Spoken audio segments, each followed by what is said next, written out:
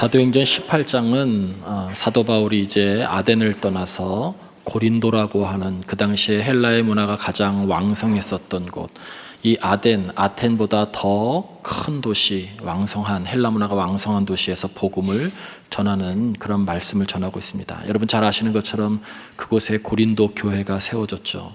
사도 바울이 아덴을 떠나서 약 65km 정도 밑으로 내려간 이 고린도 지역에 도착했었을 때 첫 마음은 긍정적인 것이 아니었어요. 고린도에 도착하자마자 그가 가지고 있었던 첫 인상과 마음은 대단히 불편한 것이었습니다.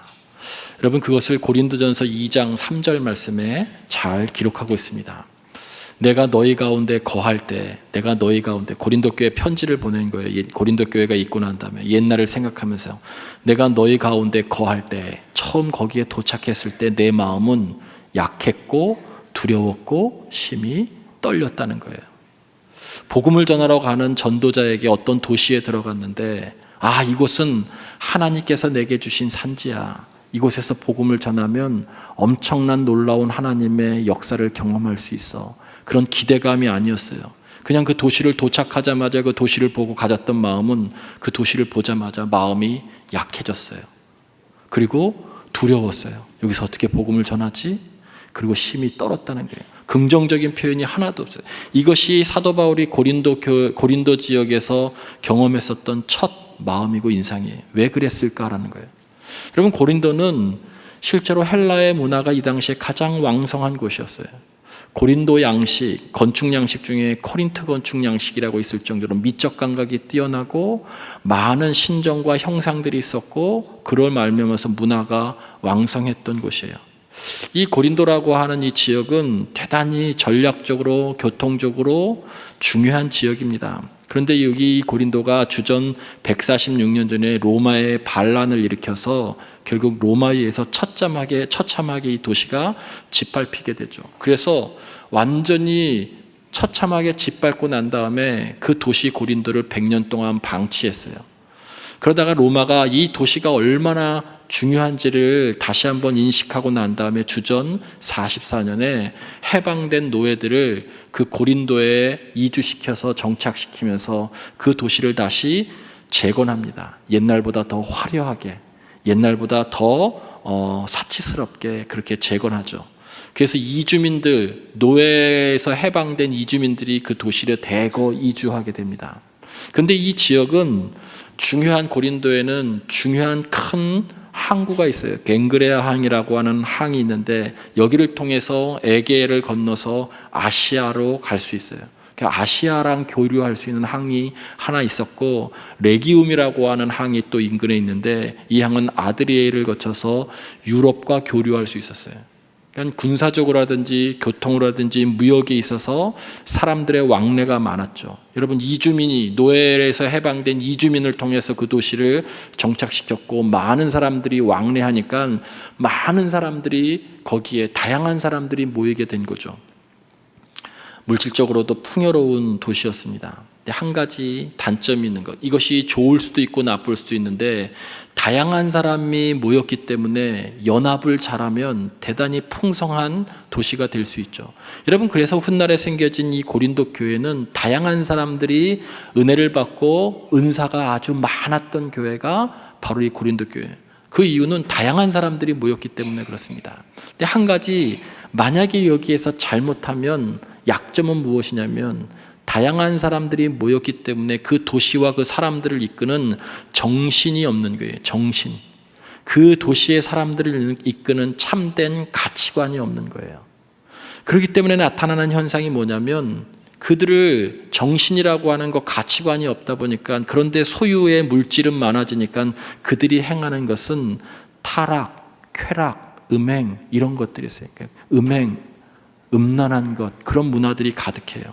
그 대표적인 것이 여러분 헬라의 여신인 아프로디테의 신전이 이 고린도 지역에 있었어요. 이 신전에 여사제들이 1000명 정도 됐는데 이 1000명의 여사제들이 밤만 되면 고린도 지역의 거리로 다 나와서 남자들을 유혹하는 거예요. 돈을 받고 매흠 행위를 합니다. 여러분 그때 번 돈을 신에게 바치는 거예요. 그런데 이것이 너무나도 자연스러운 거예요. 종교였고 문화였고 삶 자체였어요. 얼마나 퇴폐적이었냐면 그 당시에 헬라어로 코린티아 조마이라고 하는 표현을 해요. 코린티아 조마이. 저 사람 고린도식으로 논다 이런 뜻이에요. 성적으로 완전히 타락한 사람을 향해서 하는 이야기예요. 여러분, 이 도시가 얼마나 죄악이 가득했냐면 사도 바울이 로마서를 썼었던 장소가 AD 57년의 고린도예요. 그런데 로마서 1장 21절부터 32절에 보면 여러분도 잘 아시는 이 고린도 지역의 사람들의 모습을 보고 인간이 얼마나 죄 가운데 있는 죄인일 수밖에 없는 존재인가를 설명해요. 여러분, 한 3가지 정도로 거기서 설명하는데 첫 번째는 우상 숭배가 너무 가득한 거예요. 창조주 아버지 하나님을 경배해야 되는데 썩어 없어질 금수와 버러지를 섬긴다고 이 로마서 1장에 기록하고 있어요. 두 번째는 창조 질서를 역행하는 거예요. 하나님께서 남자와 여자를 창조하셔서 남자와 여자가 올바른 관계를 가져야 되는데 이 고린도 지역에는 성경에 보니까 순리가 아닌 영리를 행하고 있던 거예요. 순리가 아닌 영리를. 그리고 동성애에 대해서 성경 말씀에 서로를 향하여 음욕이 부릴 듯 했다는 거예요. 그것이 그냥 자연스러운 거예요. 남자가 남자에 대해서 여자가 여자에 대해서 육체적인 관계를 맺는, 그래서 그 눈빛이 음욕이 그냥 여러 사람들 아니 모든 사람들에게 부릴 듯하는 그런 도시였다는 거예요. 성경에 그렇게 표현하고 있어요. 로마서 1장에. 그런데 성경은 분명하게 로마서 1장에서 이것은 부끄러운 욕심이며 부끄러운 일이다 라고 말씀을, 하나님 앞에 부끄러운 욕심이며 부끄러운 일이다 라고 말씀을. 쉽게 얘기해서 여러분, 순리가 아닌 영리로서 육체적인 관계를 맺는 도시였어요. 그러면서 이 로마서 1장 후반부에 보면 고린도 백성들이 하나님을 그 마음에 두기 싫어해서 나타나는 죄악들 20여 가지를 설명하는데 모든 불의, 추악, 탐욕, 악의, 시기, 살인, 분쟁, 악독, 수군수군하는 것, 비방하는 것, 하나님을 미워하는 것, 능욕하는 것, 교만한 것, 자랑하는 것, 악을 도모하는 것, 부모를 거역하는 것, 우매한 것, 배약하는 것, 무정한 것, 무자비한 것 이라고 설명하면서 이런 일을 행하고도 꺼리낌이 하나도 없다는 거예요.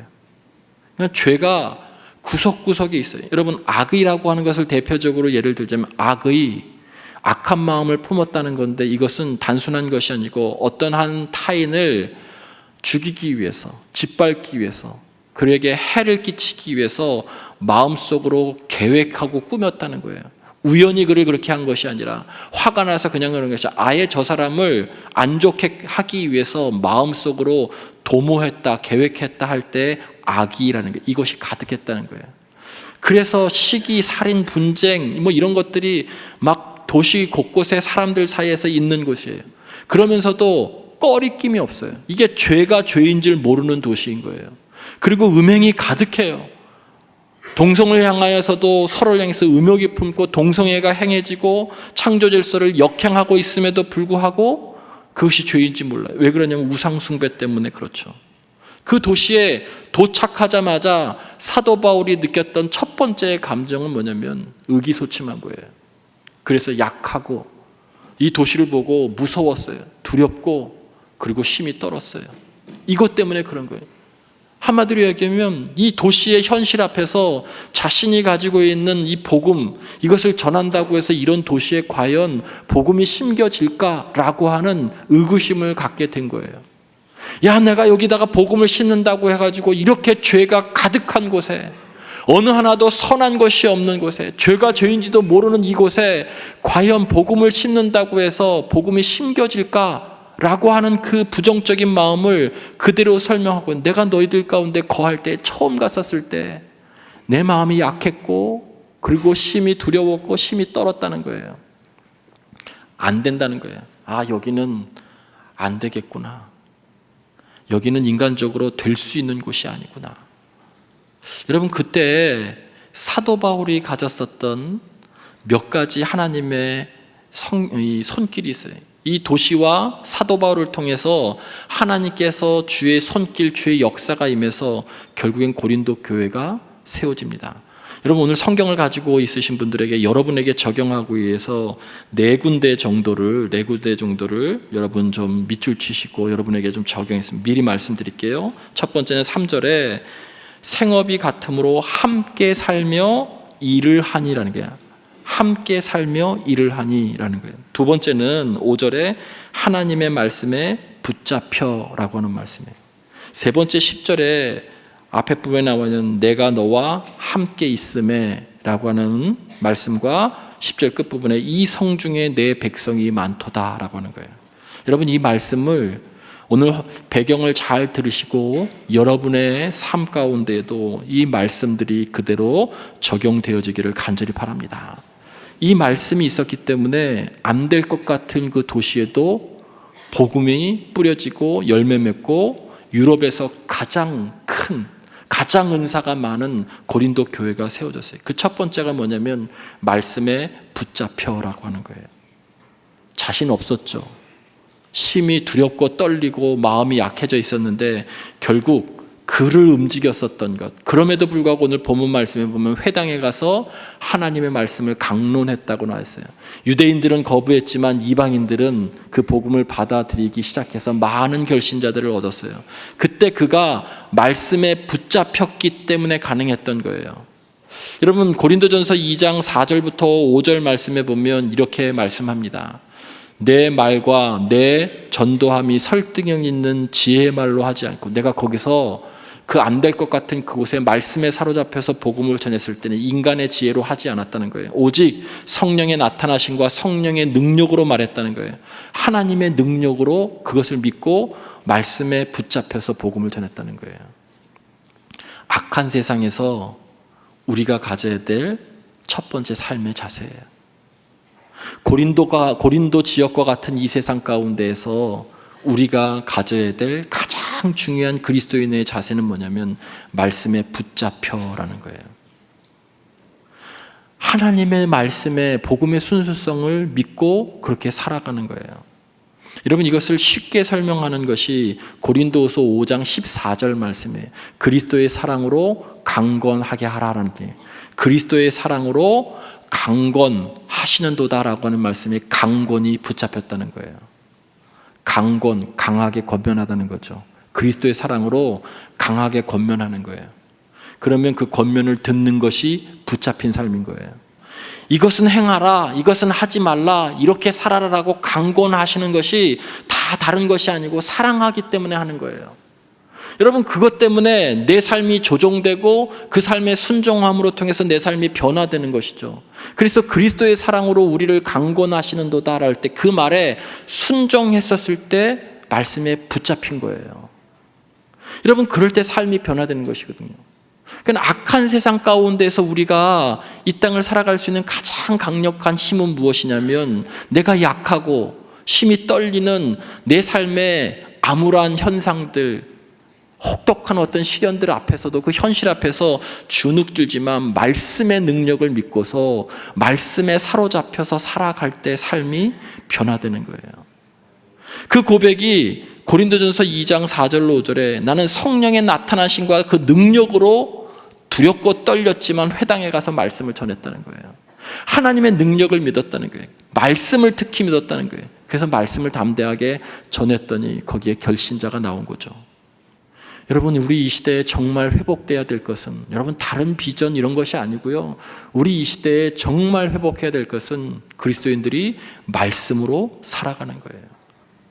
그가 정말 의기소침해 있었어요. 그러나 복음을 전했을 때, 기도하면서 말씀에 사로잡혀서 복음을 전했을 때 놀라운 일이 일어났을 때 그가 고백하는 고백이, 그래서 고린도후서 12장 10절에 내가 약한 그때가 곧 강함이라는 거예요. 내가 너무 심히 두렵고 떨려서 어찌할 수 없었는데 말씀에 붙잡혀서 말씀의 능력을 믿고 전했더니 놀라운 역사가 일어났다. 내가 더 많이 기도했더니 내가 약한 그때 하나님께서 더 강하게 쓰시다는 거예요. 요즘 그리스도인들에게 정말 필요한 것, 말씀에 붙잡혀라고 하는 거예요.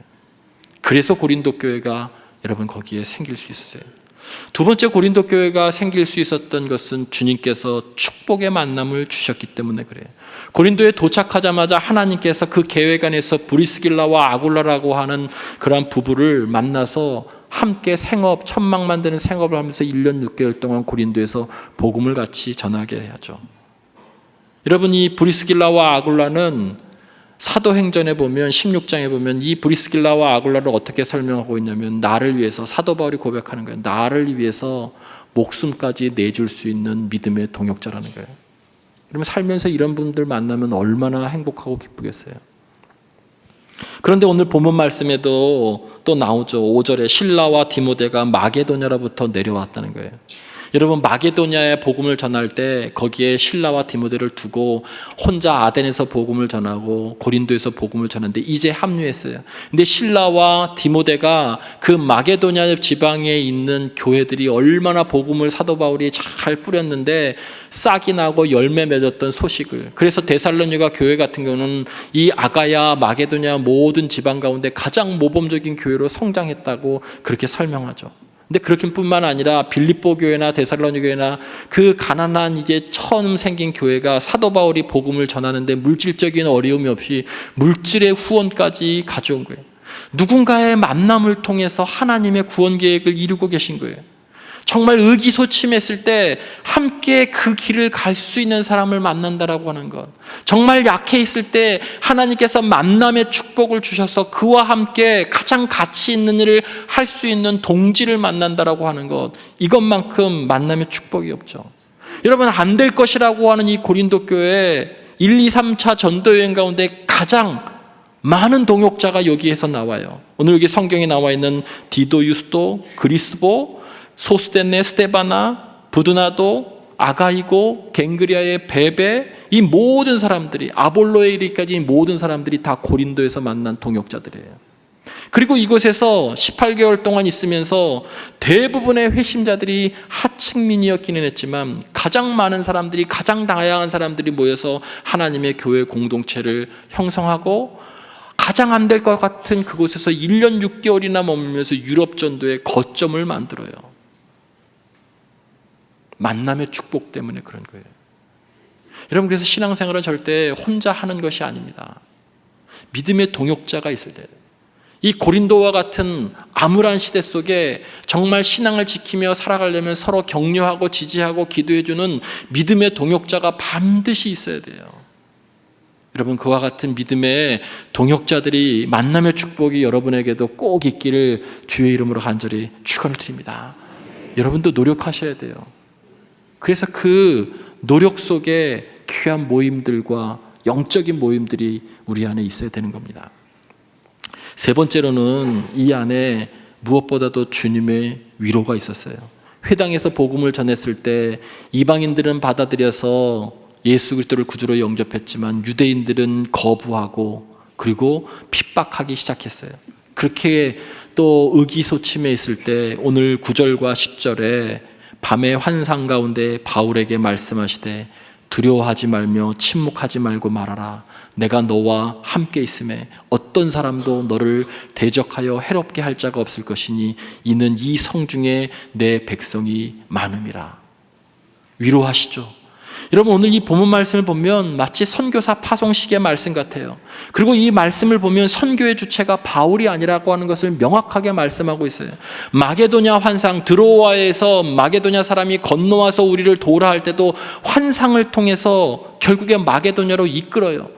어디에 가서 선교할지를 이끌죠. 그러니까 선교의 주체는 바울이 아니라 바로 성령님이신 것을 분명히 말씀하는데, 여기에서도 또 말씀하고 있어요. 고린도라고 하는 정말 그 암담한 패역한 도시 가운데서도 환상을 주셔서 너 두려워하지 마, 그리고 침묵하지 마, 계속 너 복음을 전해, 내가 너와 함께 있겠다, 어떤 사람도 너를 대적하거나 해하지 못하도록 내가 하겠다, 이 성중에 내 백성이 많다라고 말씀해요. 여러분, 여기에 핵심이 내가 너와 함께 하겠다는 거예요. 우리 인간이 불안하고 염려되고 두렵고 떨리는 것은요, 사실 현실보다, 우리 앞에 놓인 현실의 무게감도 있지만 사실은 그것보다 하나님에 대한 부재 인식 때문에, 의식 때문에 오는 거예요. 우리가 내 안에 하나님이 계시고 나와 하나님이 함께 계시다라고 하는 것을 확신하는 크기가 크면 클수록 현실의 삶은 그 위협들은, 문제들은 작아져요. 하나님이 나와 함께 계시다라고 하는 그런 마음이 작으면 작을수록 현실의 무게감은, 현실의 문제들은 크게만 보이는 거예요. 우리의 불안과 염려는 다른 곳에 있는 것이 아니에요. 하나님의 부재를 결국 느낄 때 가장 두려워지고 가장 무서워지고 불안해지는 것이죠. 그런데 약속하고 계세요. 여러분, 아브라함 시대 때부터 아브라함이 갈대아와 우르를 떠날 때도 내가 너와 함께 하겠다고 말씀하셨고, 하나님께서 쓰러지셨던 하나님의 모든 사람들에게 동일하게 말씀하는 것이 내가 너와 함께 하겠다는 거예요. 바울에게도 그렇죠. 예수님께서 이 땅에 오실 때도 임마누엘이라고 내가 너희와 함께 하겠다라고는 이름으로 오셨고, 제자들을 파송하실 때에도 내가 너와 세상 끝날까지 함께 하시겠다고 말씀하고 있어요. 함께 하세요. 여러분이 고린도와 같은 암흑한 현실 속에 살아도 하나님이 여러분과 함께 하시면 그 모든 환경을 여러분이 이기실 수 있을 줄 믿습니다. 마지막은 이곳에 내 백성이 많다라고 하는 하나님의 마음이에요. 여러분이 이곳에 내 백성이 많다라고 하는 이 마음은 사도 바울이 처음 고린도를 방문했었을 때 첫 인상과는 완전히 대조되는 말씀이에요. 나는 고린도를 보자마자 거할 때 약하고 두렵고 심히 떨었다. 아무것도 할 수 없어. 이곳은 안 돼. 누가 와도 안 돼. 누가 해도 안 돼. 여기는 복음이 들어갈 수 없는 곳이야. 타락해도 완전히 타락한 곳이야 라고 포기했을 때, 그런 마음이 들었을 때, 근데 하나님은 전혀 반대의 마음을 이야기하시죠. 그런데 이곳에 내 사랑하는 백성들이 많다는 거예요. 여러분, 요나도 그랬죠. 아수르라고 하는 이스라엘을 늘 괴롭혔었던 그 나라 그 수도에 니느웨에 가서 복음을 전하라고 하는 그 명령을 거부하고 다시스로 도망가죠. 아니, 하나님 어떻게 우리를 선민을 괴롭히는 저 민족의 수도에 가서 하나님의 말씀을 전하라고 합니까? 폭력적이고 잔인하고 그리고 죄악이 가득한 그곳에 가서 어떻게 말씀을 전하라고 합니까? 그래서 거부했어요. 그러나 결국 다시 그 땅에 가서 복음을 전했을 때 왕부터 시작해서 모든 백성들이 회개하는 놀라운 역사가 일어난 거죠. 하나님의 마음과 요나의 마음이 달랐던 거예요. 사도 바울의 마음과 하나님의 마음이 달랐어요. 우리가 가져야 될 마음은 하나님의 마음이에요. 모두가 하나님의 백성인 거예요. 근데 우리는 사람을 가리죠. 이 성에 내 백성이 많도다라고 하는 말은 한마디로 내가 품어야 될 사람이 많다, 그 뜻이에요. 내가 하나님의 은혜와 사랑을 경험한 크기가 크면 클수록 그만큼 품어야 될 사람이 많은 거예요. 내가 하나님의 은혜와 사랑을 이만큼 조금 경험했으면 품어야 될 사람도 그 정도밖에 안 되는 거예요. 그것은 오직 우리 안에 있는 하나님의 사랑, 그 사랑으로 이 땅을 살아가는 것, 그래서 그 강권하심에 우리가 살아가는 것, 그것이 소명이고 사명인 거예요.